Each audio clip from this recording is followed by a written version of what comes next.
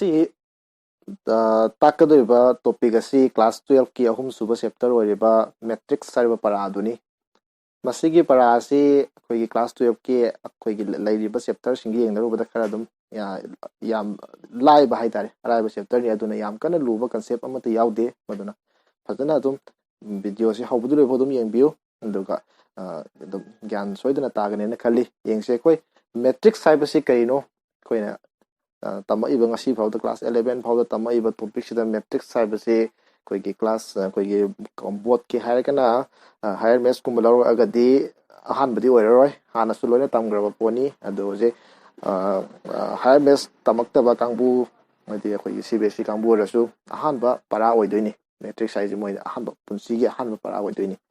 yengse matrix si kaino haibase khoi hana naina se combine do gapse matrix ina definition na my definition is mine high ego matrix ina kai high matamda a matrix is an ordered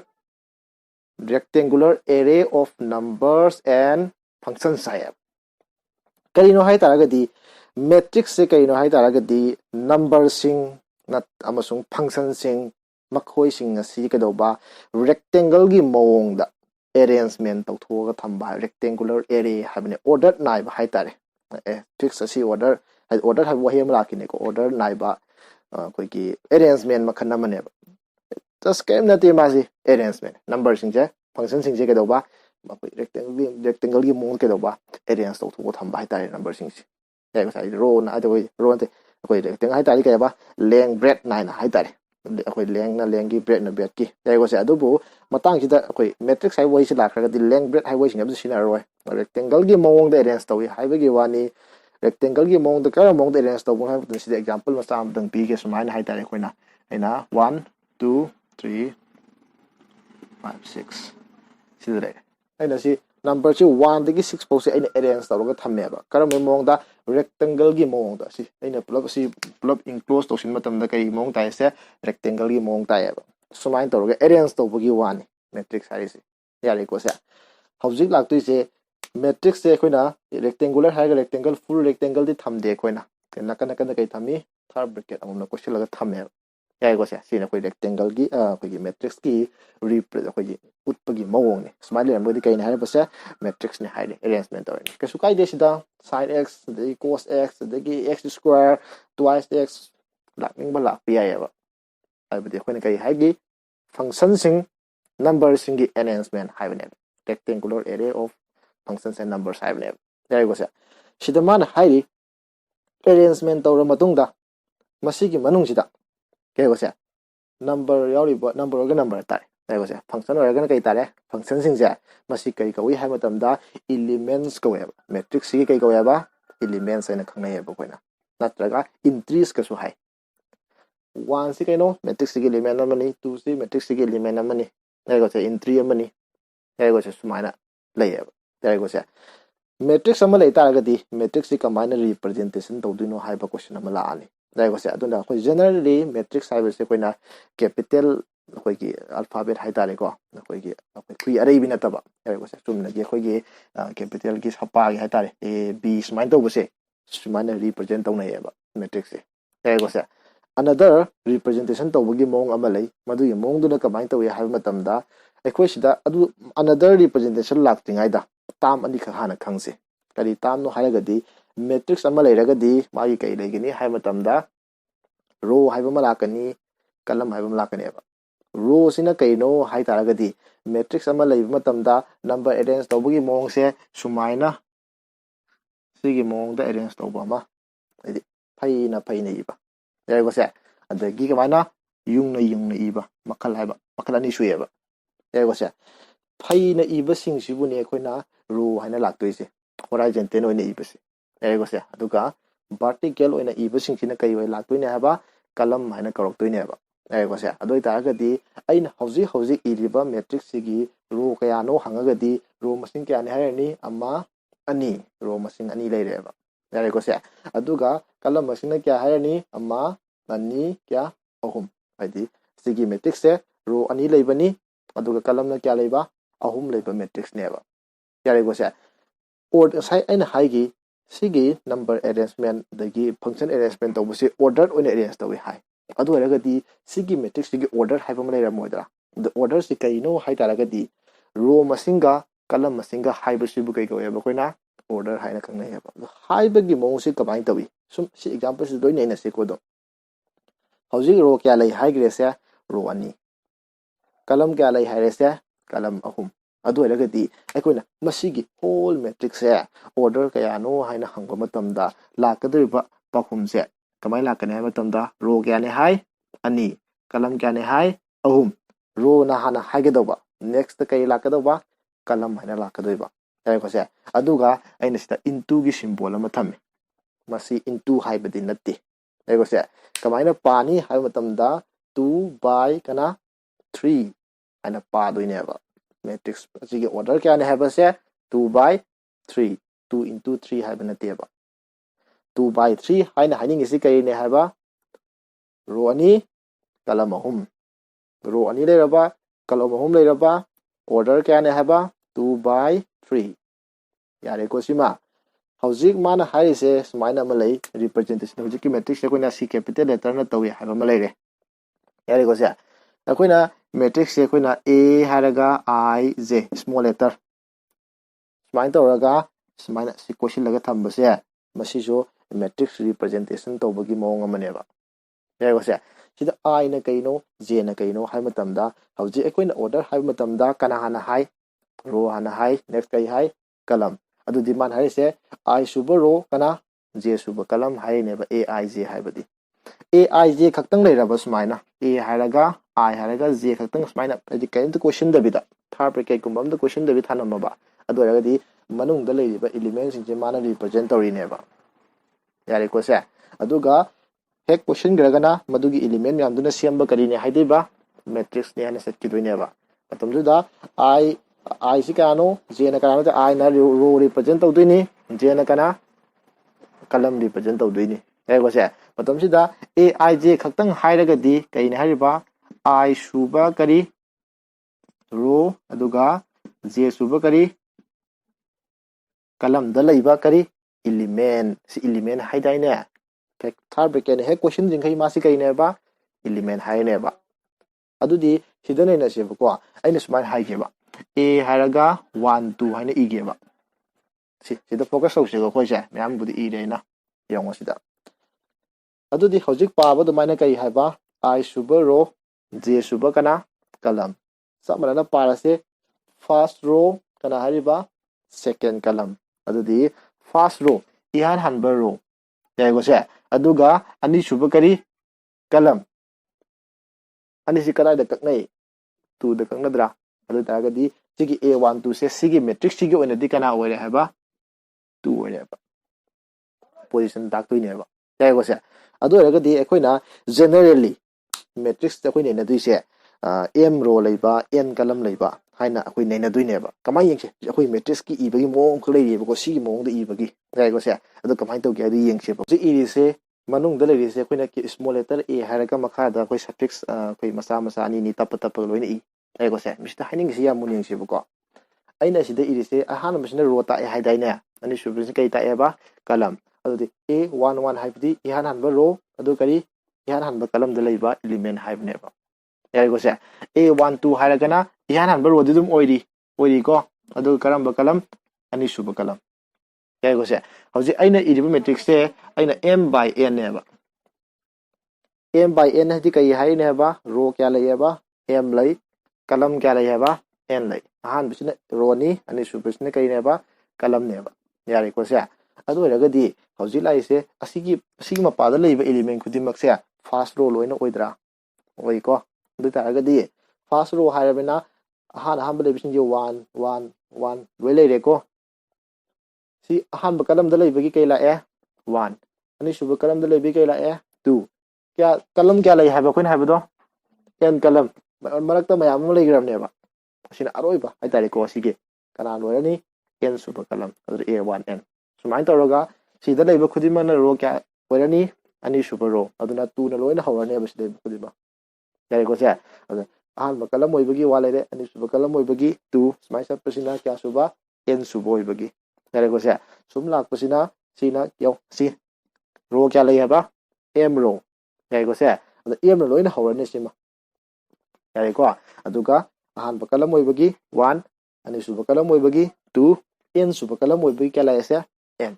ꯁꯨꯃꯥꯏꯅ ꯇꯧꯔꯒ ꯃꯦꯇ꯭ꯔꯤꯛꯁꯁꯦ ꯔꯤꯄ꯭ꯔꯖꯦꯟ ꯇꯧꯔꯤꯅꯦꯕ ꯑꯩꯈꯣꯏꯅ ꯃꯁꯤꯒꯤ representation ꯇꯧꯕꯁꯦ order ꯀꯌꯥꯒꯤ ꯔꯤꯄ꯭ꯔꯖꯦꯟꯅꯦꯕ m by ꯀꯅꯥ n ꯒꯤꯅꯦ ꯌꯥꯔꯦꯀꯣ ꯁꯦ ꯃꯁꯤ ꯑꯁꯝꯕꯤꯗ ꯁꯨꯃꯥꯏꯅ ꯉꯁꯥꯏꯒꯤ ꯑꯗꯨꯃꯥꯏꯅ ꯏꯊꯣꯛꯁꯦꯕꯀꯣ ꯀꯃꯥꯏꯅ ꯍꯥꯏ ꯃꯇꯝꯗ a ꯍꯥꯏꯔꯒ I ꯁꯦ ꯁꯨꯃꯥꯏꯅ ꯏꯗꯣꯏꯅꯦꯕ ꯌꯥꯔꯦꯀꯣ ꯁꯦ ꯀꯃꯥꯏꯅ ꯇꯧꯒꯅꯤ ꯍꯥꯏꯕ ꯃꯇꯝꯗ m by ꯀꯅꯥꯅꯦꯕ ꯁꯤꯁꯨ n ꯃꯨꯟꯅ ꯌꯦꯡꯁꯤꯀꯣ ꯁꯤꯗ I ꯁꯤ ꯀꯅꯥꯗꯒꯤ ꯍꯧꯔꯒ ꯀꯅꯥꯗ ꯂꯣꯏꯗꯣꯏꯅꯣ j ꯁꯤꯅ ꯀꯅꯥꯗꯒꯤ ꯍꯧꯔꯒ ꯀꯅꯥꯗ ꯂꯣꯏꯗꯣꯏꯅꯣ ꯌꯥꯝ ꯃꯨꯟꯅ ꯌꯦꯡꯁꯦꯕ ꯌꯥꯔꯦꯀꯣ ꯁꯦ I ꯁꯦ ꯔꯣꯒꯤ ꯍꯥꯏꯗꯥꯏꯅꯦ ꯑꯩꯈꯣꯏ ꯔꯣꯁꯤꯕꯨ ꯀꯌꯥꯗꯒꯤ ꯍꯧꯒꯦ 1 ꯗꯒꯤ ꯍꯧꯔꯒ ꯀꯥꯏꯗ ꯂꯣꯏ m ꯗ 1 ꯗꯒꯤꯅ ꯄꯤꯛꯄ ꯌꯥꯕ꯭ꯔꯥꯅꯦ ꯌꯥꯗꯦ ꯑꯗꯒꯤ m ꯗꯒꯤ ꯍꯦꯟꯅ ꯆꯥꯎꯕ ꯂꯩꯕ꯭ꯔꯥꯅꯦ ꯂꯩꯇꯦ ꯑꯩꯈꯣꯏꯒꯤ ꯁꯤ m ꯔꯣ ꯂꯩ ꯍꯥꯏꯕꯅꯤꯅ ꯑꯗꯨ ꯇꯥꯔꯒꯗꯤ ꯃꯁꯤꯒꯤ I ꯁꯦ ꯀꯅꯥꯗꯒꯤꯗꯤ ꯍꯧꯗꯣꯏꯅꯤ ꯍꯥꯏꯕ 1 ꯗꯒꯤꯗꯤ ꯍꯧꯗꯣꯏꯅꯤ ꯃꯥꯟꯅꯕꯁꯨ ꯌꯥꯏꯀꯣ ꯑꯗꯨꯒ ꯀꯅꯥꯗꯒꯤ m ꯗꯒꯤ ꯌꯥꯔꯦꯀꯣ ꯁꯦ ꯑꯗꯨꯒ j ꯁꯤꯅ ꯑꯃꯨꯛ ꯁꯤꯁꯨ ꯀꯅꯥꯗꯒꯤꯗꯤ ꯆꯥꯎꯕ 1 ꯗꯒꯤ ꯌꯥꯔꯦꯀꯣ ꯁꯦ ꯑꯗꯨꯗꯤ ꯌꯦꯡꯉꯣ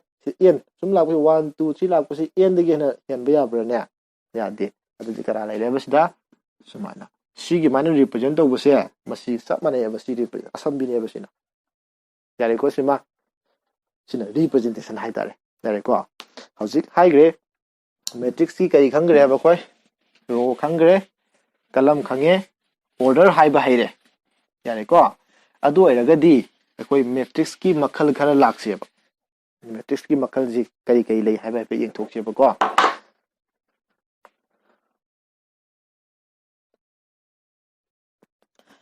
ꯃꯦꯇ꯭ꯔꯤꯛꯁꯀꯤ ꯃꯈꯜꯁꯤꯁꯨ ꯑꯩꯈꯣꯏ ꯑꯗꯨꯝ ꯗꯤꯐꯤꯅꯤꯁꯟ ꯆꯠꯁꯤ ꯌꯥꯝ ꯀꯟꯅ ꯃꯔꯨ ꯑꯣꯏꯔꯨꯕ ꯅꯠꯇꯦ ꯃꯥꯅ ꯍꯥꯏꯔꯤꯁꯦ ꯑꯍꯥꯟꯕꯗ ꯀꯂꯝ ꯃꯦꯇ꯭ꯔꯤꯛꯁ ꯀꯂꯝ ꯃꯦꯇ꯭ꯔꯤꯛꯁꯁꯤꯗ ꯋꯥꯍꯩ ꯀꯔꯤ ꯋꯥꯍꯩ ꯄꯜꯂꯤ ꯀꯂꯝ ꯍꯥꯏꯅ ꯄꯟꯗ꯭ꯔꯥ ꯄꯜꯂꯤꯀꯣ ꯀꯂꯝ ꯍꯥꯏꯅ ꯄꯜꯂꯕꯅꯤꯅ ꯅꯝꯕꯔ ꯑꯣꯐ ꯀꯂꯝ ꯀꯌꯥ ꯂꯩꯔꯝꯒꯅꯤ ꯑꯃ ꯈꯪꯉꯣꯕ ꯀꯂꯝ ꯍꯥꯏꯕ ꯋꯥꯍꯩꯁꯤ ꯄꯜꯂꯕꯅꯤꯅ ꯀꯂꯝꯗꯤ ꯑꯃꯈꯛꯇꯪ ꯂꯩꯕ ꯔꯣ ꯃꯁꯤꯡꯗꯤ ꯄꯟꯕ꯭ꯔꯥ ꯄꯟꯗꯦ ꯔꯣ ꯃꯁꯤꯡꯗꯤ ꯑꯦꯅꯤ ꯅꯝꯕꯔ ꯑꯣꯐ ꯔꯣ ꯑꯣꯏꯕ ꯌꯥꯏꯑꯕ ꯀꯂꯝ ꯑꯃꯈꯛꯇꯪ ꯂꯩꯕ ꯃꯦꯇ꯭ꯔꯤꯛꯁꯄꯨ ꯀꯩ ꯀꯧꯋꯦꯕ ꯀꯂꯝ ꯃꯦꯇ꯭ꯔꯤꯛꯁ ꯔꯣ ꯃꯦꯇ꯭ꯔꯤꯛꯁ ꯍꯥꯏꯔꯒꯅ ꯔꯣ ꯑꯃꯈꯛꯇꯪ ꯂꯩꯕ ꯑꯦꯛꯖꯥꯝꯄꯜ ꯌꯦꯡꯉꯣ ꯀꯂꯝ ꯃꯦꯇ꯭ꯔꯤꯛꯁ ꯑꯦꯛꯖꯥꯝꯄꯜꯁꯦ ꯀꯂꯝ ꯑꯃꯈꯛ ꯂꯩ ꯍꯥꯏꯗꯅꯦ ꯑꯗꯨꯗꯤ ꯀꯂꯝꯁꯦ ꯁꯨꯃꯥꯏꯅ ꯑꯃꯈꯛ ꯊꯝꯁꯦꯕ ꯃꯌꯥꯝ ꯑꯩꯈꯣꯏꯒꯤ ꯑꯅꯤ ꯁꯨꯕ ꯌꯥꯔꯔꯣꯏꯕ ꯀꯂꯝ ꯑꯌꯨꯡꯒꯤꯁꯤ ꯀꯂꯝ ꯍꯥꯏꯗꯥꯏꯅꯦ ꯌꯥꯔꯦꯀꯣ ꯁꯦ ꯑꯗꯨꯁꯤꯗ ꯑꯩꯅ 1 2 3 4 ꯃꯌꯥꯝ ꯃꯦꯟꯁꯤꯜꯂꯒꯁꯨ ꯔꯣꯕꯨꯗꯤ ꯀꯌꯥ ꯂꯩ ꯍꯥꯏꯕ 1 2 3 ꯀꯌꯥ 4 ꯂꯩꯅꯤꯡꯕ ꯔꯣ ꯃꯁꯤꯡ ꯂꯩꯖꯁꯅꯨ ꯀꯂꯝꯗꯤ ꯀꯌꯥ ꯑꯣꯏꯌꯦꯕ ꯑꯃ ꯑꯗꯨꯅ ꯁꯤ ꯃꯦꯇ꯭ꯔꯤꯛꯁꯤ ꯀꯩ ꯀꯧꯋꯦꯕ ꯀꯂꯝ ꯃꯦꯇ꯭ꯔꯤꯛꯁ ꯌꯥꯔꯦꯀꯣ ꯁꯦ ꯅꯦꯛꯁ ꯔꯣ ꯍꯥꯏꯔꯒꯅ ꯁꯨꯃꯥꯏꯅ ꯐꯩꯅ ꯂꯥꯛꯇꯥꯔꯦ ꯀꯂꯝꯗꯤ ꯑꯦꯅꯤ ꯅꯝꯕꯔ ꯑꯣꯐ ꯀꯂꯝ ꯂꯩꯕ꯭ꯔꯥ ꯂꯩꯀꯣ ꯔꯣꯗꯤ ꯀꯌꯥ ꯈꯛꯇꯪ ꯑꯣꯏ ꯑꯃꯈꯛꯇꯪ ꯑꯣꯏꯌꯦꯕ ꯁꯨꯃꯥꯏꯅ ꯇꯧꯔꯒ ꯁꯤꯅ ꯀꯂꯝ ꯃꯦꯇ꯭ꯔꯤꯛꯁꯅ ꯀꯔꯤ ꯍꯥꯏꯕ ꯔꯣ ꯃꯦꯇ꯭ꯔꯤꯛꯁ ꯃꯊꯪꯗ ꯁ꯭ꯀ꯭ꯋꯥꯔ ꯃꯦꯇ꯭ꯔꯤꯛꯁ ꯁ꯭ꯀ꯭ꯋꯥꯔ ꯃꯦꯇ꯭ꯔꯤꯛꯁꯅ ꯀꯔꯤ ꯍꯥꯏꯕ ꯃꯇꯝꯗ ꯔꯣꯒ ꯀꯔꯤꯒ ꯃꯥꯟꯅꯕ ꯀꯂꯝꯒ ꯑꯩꯈꯣꯏꯕꯨ ꯔꯦꯛꯇꯦꯡꯒꯜꯁꯤ ꯀꯔꯝꯕ ꯃꯇꯝꯗ ꯁ꯭ꯀ꯭ꯋꯥꯔ ꯀꯧꯏ ꯂꯦꯡꯒ ꯕ꯭ꯔꯦꯗꯀ ꯃꯥꯟꯅꯔꯀꯥꯟꯗ ꯃꯗꯨꯒꯤ ꯀꯟꯁꯦꯞꯇꯨ ꯆꯞ ꯃꯥꯟꯅꯩꯕ ꯁꯤꯗꯁꯨ ꯔꯦꯛꯇꯦꯡꯒꯨꯂꯔ ꯍꯥꯏꯗꯥꯏꯅꯦ ꯑꯦꯔꯦꯟꯖꯃꯦꯟꯁꯦ ꯃꯦꯇ꯭ꯔꯤꯛꯁ ꯍꯥꯏꯕꯁꯦ ꯃꯗꯨꯒꯤ ꯔꯣꯗꯨꯒ ꯀꯂꯝꯗꯨꯒ ꯍꯦꯛ ꯃꯥꯟꯅꯔꯗꯤ ꯀꯩ ꯀꯧꯔꯦ ꯍꯥꯏꯕꯗꯣ ꯁ꯭ꯀ꯭ꯋꯥꯔ ꯃꯦꯇ꯭ꯔꯤꯛꯁ ꯀꯧꯔꯦꯕ ꯌꯥꯔꯦꯀꯣ ꯁꯦ ꯑꯗꯩ ꯁ꯭ꯀ꯭ꯋꯥꯔ ꯃꯦꯇ꯭ꯔꯤꯛꯁꯁꯦ ꯑꯩꯈꯣꯏꯅ ꯑꯦꯛꯖꯥꯝꯄꯜ ꯂꯧꯕ ꯃꯇꯝꯗ 1 2 ꯑꯗꯨꯝ ꯍꯣꯠꯅꯔꯒꯦꯀꯣ 3 4 5 6 7 8 ꯀꯌꯥ 9 ꯁꯨꯃꯥꯏꯅ ꯏꯔꯒꯦꯕ ꯑꯗꯨ ꯌꯦꯡꯉꯣ ꯁꯤ ꯔꯣ ꯀꯌꯥ ꯂꯩ 1 2 ꯀꯌꯥ 3 ꯀꯂꯝꯁꯨ ꯀꯌꯥ ꯂꯩ 1 2 ꯀꯌꯥ 3 ꯑꯗꯨꯗꯤ ꯑꯣꯔꯗꯔ ꯍꯥꯏꯕ ꯃꯇꯝꯗ 3 by ꯀꯌꯥ ꯍꯥꯏꯔꯅꯤ 3 ꯑꯗꯨꯕꯨ ꯑꯩꯈꯣꯏꯅ ꯁ꯭ꯀ꯭ꯋꯥꯔ ꯃꯦꯇ꯭ꯔꯤꯛꯁꯇꯗꯤ ꯄꯥꯕꯒꯤ ꯅꯤꯌꯣꯝꯁꯦ ꯈꯤꯇꯪ ꯇꯣꯉꯥꯟꯕ ꯑꯃ ꯂꯥꯛꯑꯅꯦꯕ ꯀꯩꯁꯨ ꯀꯥꯏꯗꯦ ꯃꯁꯤ ꯀꯃꯥꯏꯅ ꯄꯥꯕ ꯌꯥꯏ ꯍꯥꯏꯕ 3 by 3 ꯍꯥꯏꯅ ꯄꯥꯔꯁꯨ ꯀꯩꯁꯨ ꯀꯥꯏꯗꯦꯕ ꯌꯥꯔꯦꯀꯣ ꯁꯦ ꯇꯧꯕꯇꯕꯨ ꯁꯝꯅ ꯄꯥꯒꯦ ꯍꯥꯏꯔꯒꯗꯤ ꯃꯁꯤꯒꯤ ꯃꯦꯇ꯭ꯔꯤꯛꯁꯁꯦ ꯑꯣꯔꯗꯔ 3 ꯈꯛꯇꯪ ꯍꯥꯏꯔꯒ ꯇꯣꯛꯈꯤꯅꯦꯕ ꯀꯩꯒꯨꯝꯕ ꯁ꯭ꯀ꯭ꯋꯥꯔ ꯃꯦꯇ꯭ꯔꯤꯛꯁꯀꯤ ꯃꯇꯥꯡꯗꯕꯨ ꯑꯣꯏꯔꯕ ꯑꯇꯩꯗ ꯅꯠꯇꯦꯀꯣ ꯁ꯭ꯀ꯭ꯋꯥꯔ ꯃꯦꯇ꯭ꯔꯤꯛꯁꯀꯤ ꯃꯇꯥꯡꯗ ꯑꯣꯏꯔꯒꯗꯤ ꯔꯣꯒ ꯀꯅꯥꯒ ꯃꯥꯟꯅꯔꯦꯕ ꯀꯂꯝꯒ ꯃꯥꯟꯅꯔꯕꯅꯤꯅ ꯀꯃꯟ ꯂꯧꯔꯒ ꯁꯤꯒꯤ ꯃꯦꯇ꯭ꯔꯤꯛꯁꯁꯦ ꯑꯣꯐ ꯑꯣꯔꯗꯔ ꯀꯌꯥꯅꯦ ꯍꯥꯏꯕ 3 ꯍꯥꯏꯔꯒ ꯂꯣꯏꯁꯤꯟꯈ꯭ꯔꯅꯦꯕ ꯌꯥꯔꯦꯀꯣ ꯁꯦ ꯀꯩꯒꯨꯝꯕ ꯑꯩꯅ ꯍꯥꯏꯗꯣꯏꯕ ꯃꯦꯇ꯭ꯔꯤꯛꯁꯁꯦ m by m ꯅꯤ ꯈꯜꯂꯁꯦ n by n ꯅꯤ ꯈꯜꯂꯁꯦ ꯃꯥꯟꯅꯩ ꯍꯥꯏ ꯅꯠꯇ꯭ꯔꯣ ꯁꯤꯕꯣ ꯑꯗꯨ ꯇꯥꯔꯒꯗꯤ ꯁꯤꯒꯤ ꯃꯇꯥꯡꯁꯤꯗ ꯑꯣꯔꯗꯔ ꯀꯌꯥ ꯍꯥꯏꯔꯅꯤ m ꯁꯤꯒꯤ ꯃꯇꯥꯡꯁꯤꯅ ꯀꯩ ꯍꯥꯏꯔꯅꯤ ꯑꯣꯔꯗꯔ n ꯍꯥꯏꯅ ꯁꯝꯖꯤꯟꯈ꯭ꯔꯅꯦꯕ by ꯇꯞꯇ꯭ꯔꯒꯁꯨ ꯌꯥꯔꯦꯀꯣ ꯁꯤꯃ ꯁꯤꯅ ꯁ꯭ꯀ꯭ꯋꯥꯔ ꯃꯦꯇ꯭ꯔꯤꯛꯁ ꯇꯥꯏꯔꯦ ꯃꯊꯪꯗ ꯁ꯭ꯀ꯭ꯋꯥꯔ ꯃꯦꯇ꯭ꯔꯤꯛꯁꯀꯤ ꯃꯇꯨꯡꯗ ꯂꯥꯛꯏꯁꯦ ꯑꯩꯈꯣꯏꯒꯤ diagonal metrics high diagonal matrix ti kaino hai targadi masi kaino square ne masu kaino ba square matrix amane ba square matrix amane hai de square matrix ki definition nongon yaujagrani row ba singa kana ga mane ba column ga to bo man hai se square hai ba shape si da diagonal kya yauge ani tawai ko se mana khoina toina sina du se sigi diagonal si di sina roi ba sungi diagonal si kayo ba main diagonal sina ne ba sida laiba element kudimak se sina 0 nataba duga lemori bu kudimak no ne kayo ba 0 ba ya ba se adi sida lai menge da bahum je si hom jina kayo ba 0 nataba ba atai jin loina kayo ba 0 ba madugum da kayo ba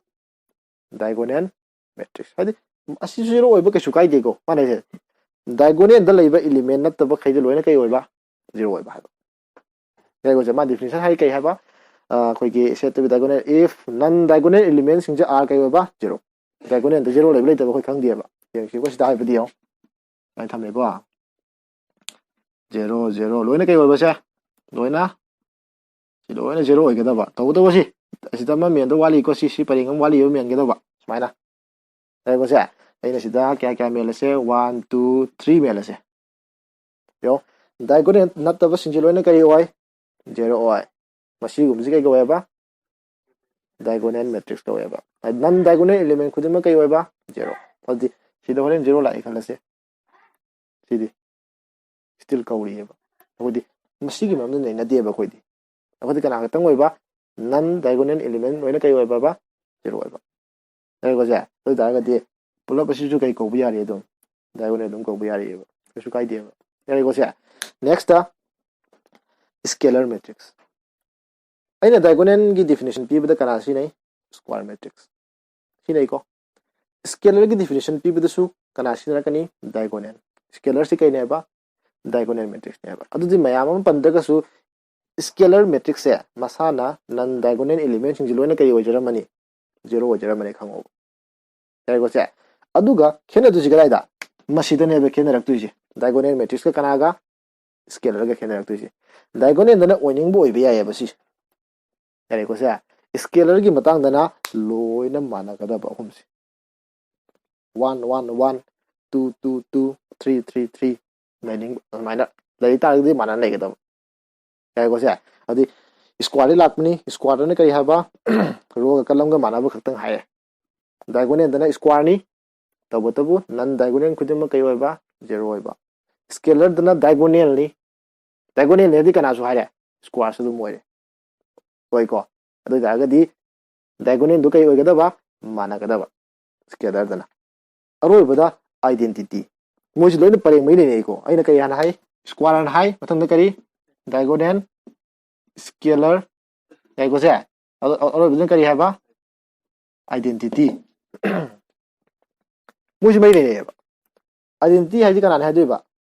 scalar ने बा अदु scalar की my definition खुदिमा मंगो lion यारोइद्रा नौना हाइड्रसु यारे अदि मखोय अनि मक्ते खेना बम लेजरा मने बा स्केलर दना कई हाइबा diagonal की लोइन माना गदौने हाइबा आइडेंटिटी सु मंगाई कई दुदिन नो मासो diagonal सि माना दुइने बा तब तब मानरी बा पोसे 1 होय गदब 1 1 1 हाइले रमबा 2 2 2 लेरदि कई गौरे बा स्केलर 1 1 1 लेरसो अदुम कई गौरी स्केलर बुदि अदुम गौरी अदु माजि कना हाइ लाखरनि ममिंग से आइडेंटिटी पुनमक से लोइन से कई ने बा स्क्वायर मैट्रिक्स नतने बा मखोय सिंग से याय को से अदुना अखोय स्टा स्माइल ए कला से असे तै दिलोन 0 हेन दुइनि को स्माइल रे अदुइ मतुंग दा अखोय नेसला 1 1 1 हाफ खरगना मा कई गो वैसे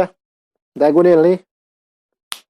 स्क्वायर मैट्रिक्स सु ओय कई सु ओय diagonal सु ओय स्केलर सु ओय कना सु ओय आइडेंटिटी सु ओय अदु मागी स्पेसिफिक नेम कना ने बा आइडेंटिटी ने बा यारे को से अदु गा सिनाइना स्पा हापचिलु रे बको स्क्वायर दु मोइरी आइडेंटिटी ओइद्रे स्केलर सु ओइद्रे माना देबा कनादी ओइरी diagonal सु ओइरी बा यारे को से माना मस्ती खेदा बसिंग से द लेक्टस डेफिनेशन यावबनी अदु आइना ngang सिगा दु लेक्टस यावजबदुम ये अदु खंदोपदुम हाइने यारे को सिमा मसी मलेरे सिना मैट्रिक्स की मखल खरा हाइतारे identity Bolero मथंग अरोइबा Makalama, Masidi am like zero matrix have. Zero matrix the kaino Taragadi.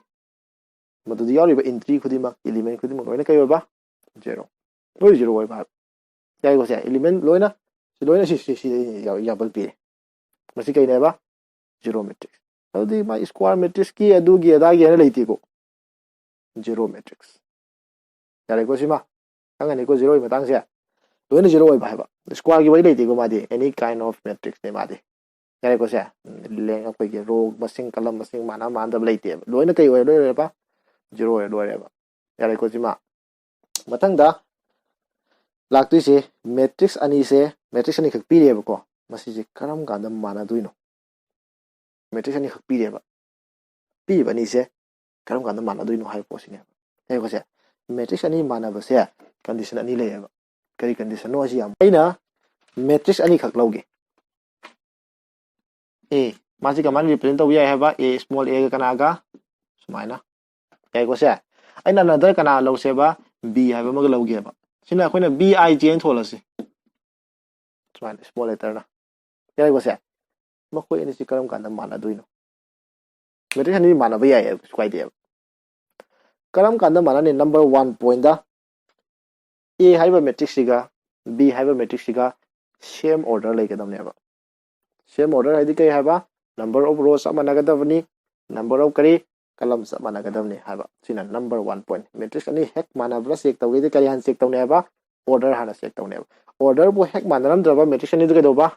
Manaroiba. There goes ya. Matang the Harisina Magi corresponding elements in Managadava. Corresponding element have the some the element kana AIJ local pasea, some the kana BIJ local pasel, Kadova, Managadava. There goes ya. Example Yexiko. Sidaina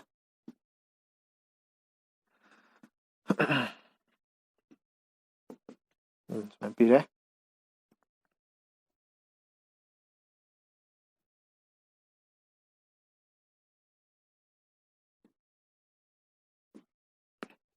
Sigi matrix is a Manhaleva. Hector Manabaya Brian Chico, and is a as order cano order 2. 2 by 2 hydreco, order can ever 2. This order cano 2. Order manner. There was other money as Yareva. But the manager, Managi, and this manager, see Shiga Kanaga, Sigma, Mapa pass. Yexikanatadova, 2 Wigadova. There was a why is Kana Wigadova? 4. 2 the 2 Nigeria. There was a I know Marashida Thanks Mina. One of the Lureva. There was a Aduga, sitting Jay Lloyd machine on Toga, and she man of having a cosidena. Say that 2 Tamage, 4 Tamage, 3 Toga. And is man of respect of fear. Order manner 100 points to me. Order manner, the manner lying sheva. She the Kaleva 2. See A11 ever. There goes that. Sinagana B11 ever. Magina. B room gaitare. A11 ga B11 ga managa don't hide in Pare Manaleco. So A22 ga A12 ga B12 ga Manarigo A21 Ani Shubero and the column high. I was there. B21 Manabrana. I do the Manabia Brana. The condition I am the Kaineba order Managadavani Aduga Shishima. AIJ Kanag Manaba BIJ. Yam Samna, no enough, Kangi Haraganakadova, corresponding over elements in Dukadova, Managadavuni Hava. Yarikosima Aduga Otona Bini. Metishani Managaga Dikadova, order Manam Gadavani, corresponding element Kadova, Managadoneva. Adagi Metishani Manabu Utki Haragana Kadova, corresponding element Mana Utuneva, or those Mana Anijangalanda Dumia Duneva. Yarikosa, the 1 week alternative. Nimagonia Duneva. Yariko Sumanta Raga must teaching you to exercise the like this. Yariko exercise the young the lawyer see to pick her Masaka Tamaga, to exercise the Adum Yang Sekari number Yavi, Amani de Dum Palamas exercise you a proposed Karpalamas Yang.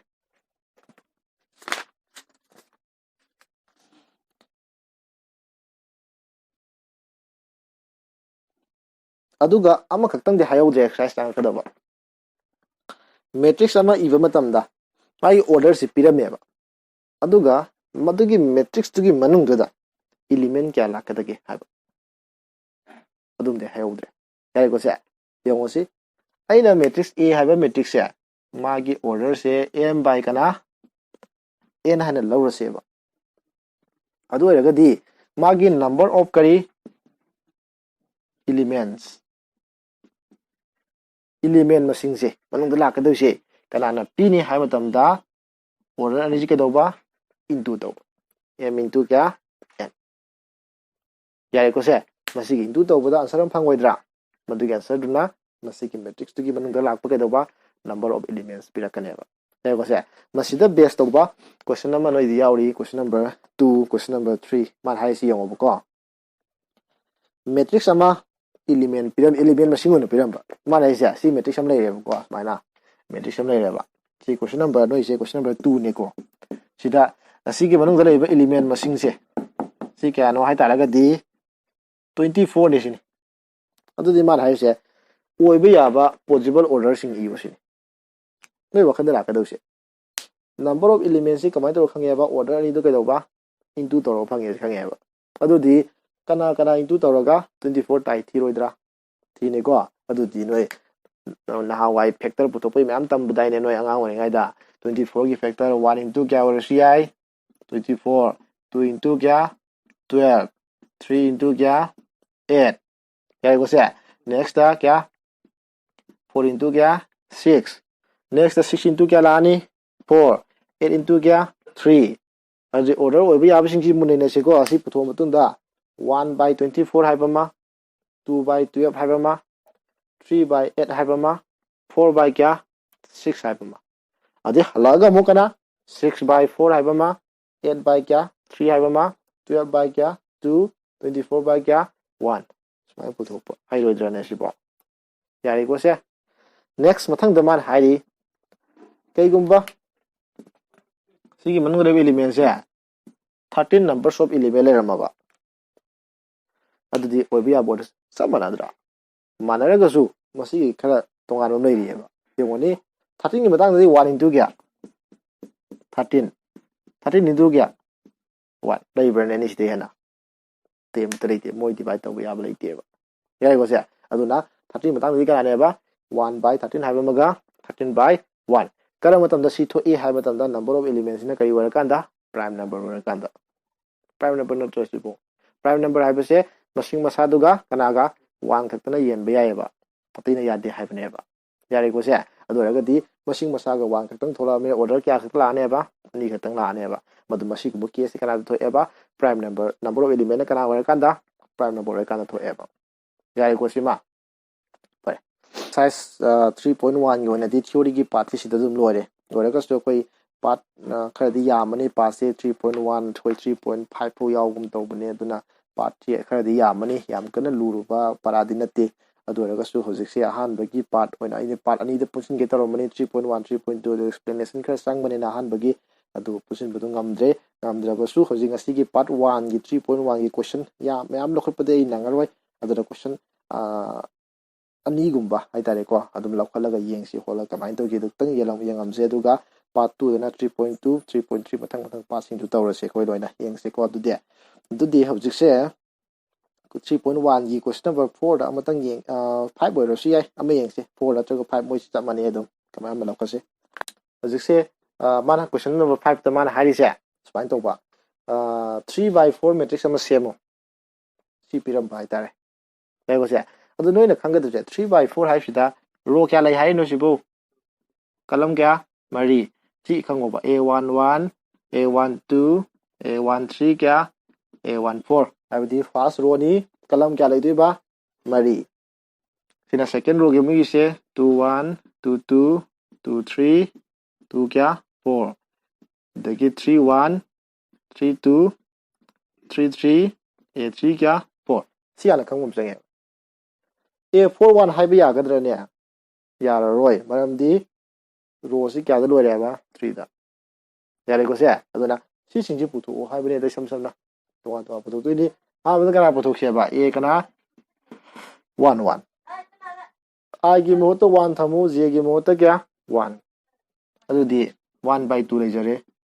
-3 into 1 plus 1 mai la wa jane I gi mota j gi mota 1 1 thamabudena yare ko se adudi kya tare se manung se -2 taraba -2 ga 2 kang di kya tare se -1 yare ko se sumai mathang amu kana puthok tare a1 2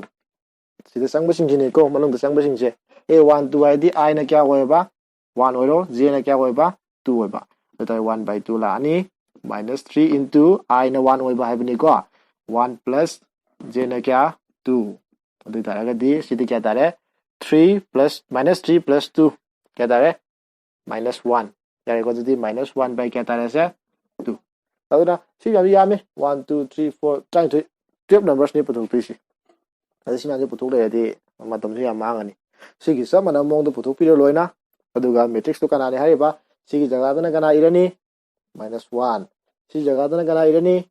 -1/2 smai noi puthok pasing do smai thamaga third bracket amno question la thamu loire bas mana sem basine yare ko se masti question number 4 lo su yawbani yare ko mathangda masa am ta ge ngamse aru baswai je exam gi am kan maru exercise ki part amoina question number 7 man hai se smai peer me question number 7 da duga a ga b ga c ga d ga putu o ai ti yawi sing se adu nga sai khoi equality sina doini akoi matrix ani manai na piram bani manai ulu hai banati mana kari piram me ba manai ni manara ga di ka dawne haba corresponding element ka dawne ba manani hai dai ne do ga ga di hojik sida kana le ra a minus kana b a minus b ga kana ga managa da ba -1 ga equation ng same yara ba matangda twice a plus kya c c kana ga manana ni 5 ka sine question number kya thon birani 2 sumai tawraga si su kya twice a minus kana b kya tare 0 sine kya 3 and amana kya thrice c plus d sine kya taba 13 sine question number kya 4 yare ko se adu equation number 1 siga 3 si yengoni linear equation in two variable natra adu sidi solve toro puthok pa yare equation number kana ga mo sidagi kana a b phangamlena a da mu sida sinjila kana puthok pa yare c yung puthok pa yare c ju khangamle sida sinjila kana puthok pa yare d amu sumai toraga adi equality dugi concept asama khak mai question da yarom bani yare ko se adu maroida hamba chapter gi oina di yamaru oise order haiba ko se ading sai element masinga degi order ga relation masa ma khak leiba ko se connection masa ma haitare ko madu ma hepek khangjin balore han bagi exercise gi oina di yam kana exam gi dam tu da yam so mark class ka da jaga di na test wise yare ko se aduna khoi yengbi ba kangbu su testing budi video si amada pulap 3.1 3.2 semja gi tawbani adubu khoi gi sa yam sangmala su khoi yengi ba kangbu du su nuai ta ba haibu du oibanena khoi part masa masa thongna dum semjara ge aduna part 1 china exercise ahan basu helase part 2 dana mathang gido part 2 da pulap nangbra nangdaga swari to adum thoke mayam su dum ani thokpusina nungai bra pulap punbasina nungai bra haibu su haipetang khoi comment da haibiro aduga ngasi gidi part 1 se matang se lo sinjarage